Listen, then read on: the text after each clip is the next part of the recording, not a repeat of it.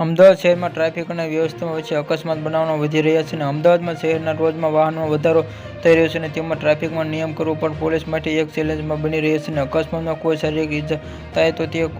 નિર્દોષ પોતાના જ ગુમાવવા વારંવાર અવારનવારમાં નિર્દોષ પોતાના ગુમાવી ઘરેથી નીકળ્યો શાકભાજી લેવા ગયો હતો અને 63 વર્ષની મહિલાઓને અજાણ્યા વાહન ચાલકે અડફેટે લીધા અને તેમનું ઘટનાસ્થળે જ મોત નીપજ્યું હતું. આ સમગ્ર મામલે હાલ પોલીસ તપાસ કરી છે અને આ પ્રથમ ટ્રાફિકમાં નિયમો કોઈ એક્શન પ્લાન બનાવવામાં નહીં આવે તો આવનારા સમયમાં વધુ નિર્દોષ લોકોને ભોગ બનવાની શક્યતા અને ઘટનાસ્થળે જ મૃત્યુદર શહેરમાં નિયમ-પ્રતિષ્ઠિત હિટ અને રનની આ ઘટના અકસ્માતમાં વધારો થઈ રહ્યો છે અને અકસ્માતમાં વ્યક્તિનું મૃત્યુ થયું હતું. આ પૂર્વ વિસ્તારમાં વસ્ત્રાના નજીક વહેલી સવારે હિટ અને રનની આ ઘટના અજાણ્યા વાહન ચાલકો